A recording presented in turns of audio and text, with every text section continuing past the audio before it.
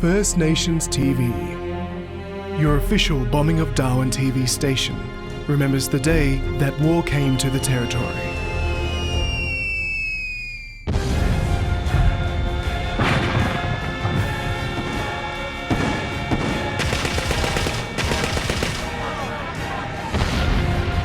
February 19th, 1942, the Bombing of Darwin.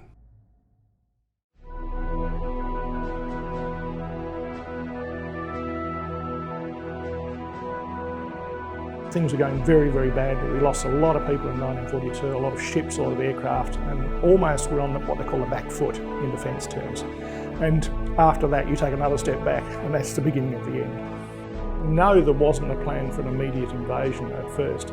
It had been debated by the Japanese High Command, and it was thought that it would be far too expensive in terms of troops needed to deploy against Australia.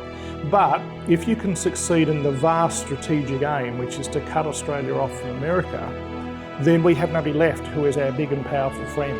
The Japanese High Command still wanted to close Darwin down as a going concern. You don't want this big port with runways and oil tanks and infrastructure and so on to your south as you're hoping to conquer the world in Southeast Asia. So they decided we'll have another go, and this time we'll do it with the aircraft carriers. And they brought up 4 of the aircraft carriers that had attacked Pearl Harbor, and they positioned themselves to the northwest of Darwin on the 18th. And on the 19th, they flew off 188 aircraft, and they made their way to Darwin. They attacked down the Apsley Strait between the Tiwi Islands. It's a nice navigational marker if you're navigating by reference to the ground, which is what you're doing in those days. Radio silence was kept. 9 of the Zero fighters, 36 escorting Zeros, were detached to strafe an aircraft on Bathurst Island. And they went down and shot that up and set fire to it. And they hit a bloke called Father McGrath, who was broadcasting a warning at the same time. The rest of the aircraft went towards Darwin, and the plan was to cross the coast to the west of Darwin and attack from the south in a big circle. It's a great idea because you're coming out of the sun, you've got the element of surprise, and you've got one bomb run over the target with your bombers. The 9 Zeros that attacked Bathurst Island cut the corner, and they actually arrived early and shot up the boom net. They knew that they weren't supposed to attack the town, which is about 10 kilometres away from the net that stretched across the harbour at East Point. The big attack went home with Cape bombers bombing from high level, so they've just got one bomb and they release it. It's a 3-man single-engine aircraft. They attacked the wharf, the town itself, shipping in the harbour was bombed at the same time.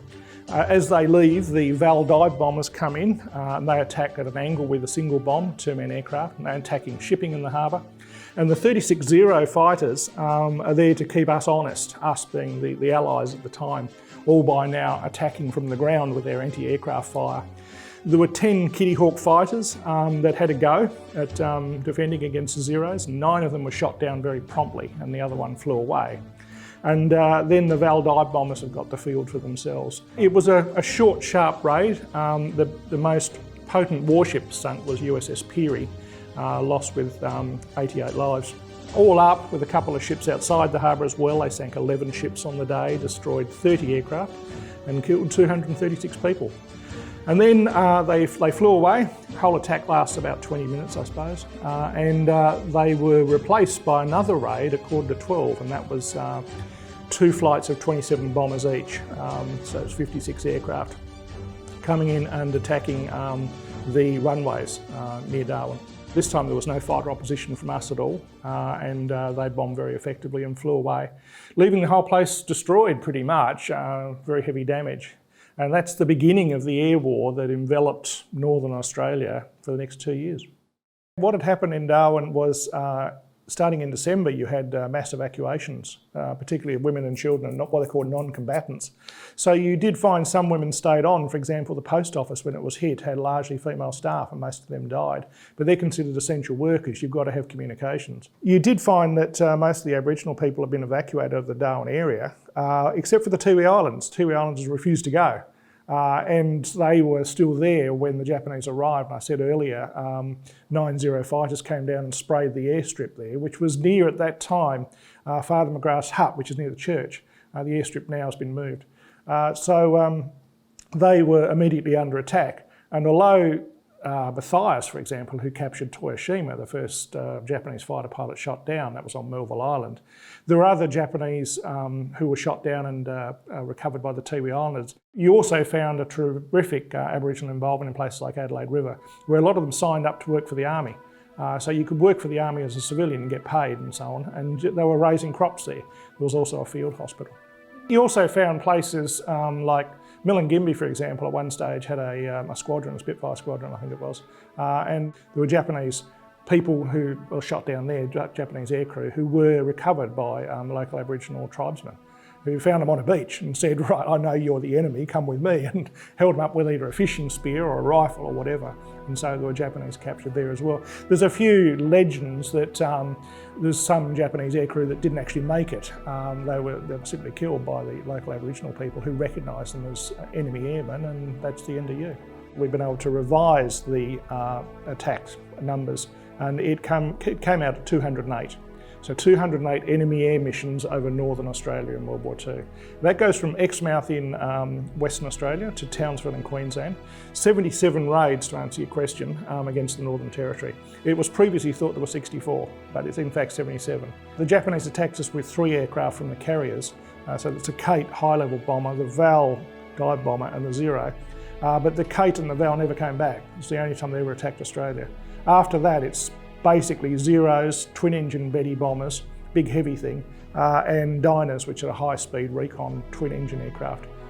So good aircraft, but at the end of the war they were being thoroughly outclassed. There's actually an account where the AA gunners went into action. This is the big 3.7-inch guns, some of them on the Darwin Oval, which is where the Esplanade, the Cenotaph now is.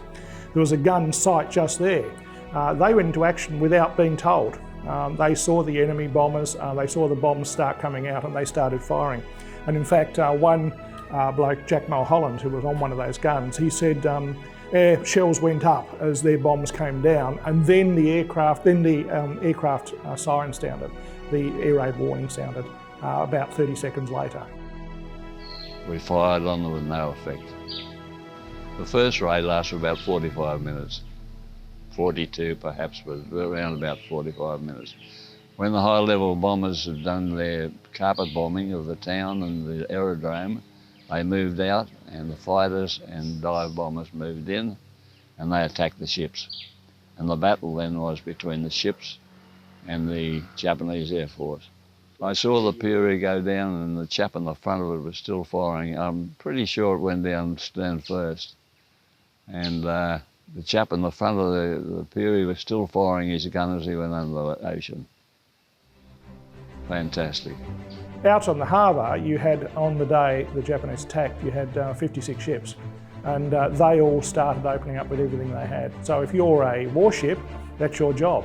And if you're a freighter, quite often they're defensively armed. They've got some light armament on them, but your job is to get out there and start firing. We were defended by 10 US Army aircraft. The entire Air Force of Australia was over in Europe fighting the Germans and the Italians. And you can say that's bad planning, and it is. There should have been Spitfires fighting here.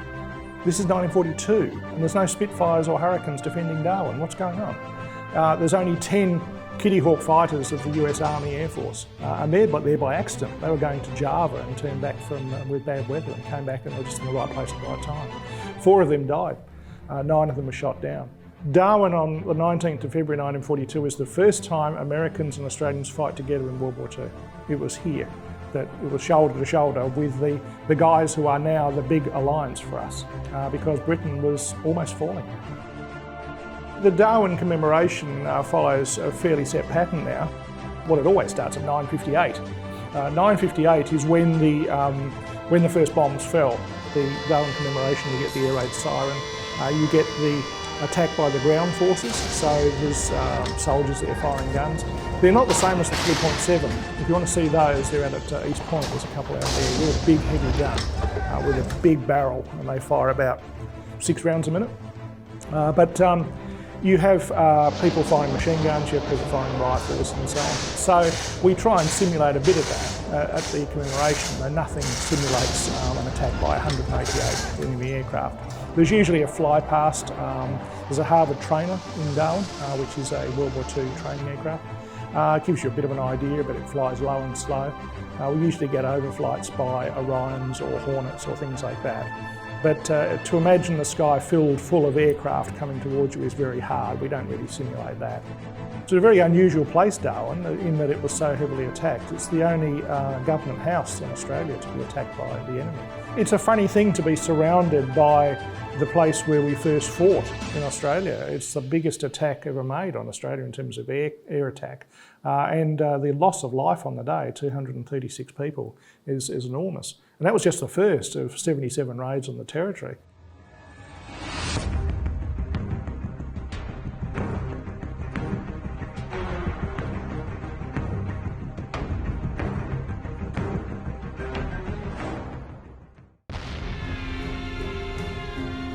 First Nations TV, your official Bombing of Darwin TV station.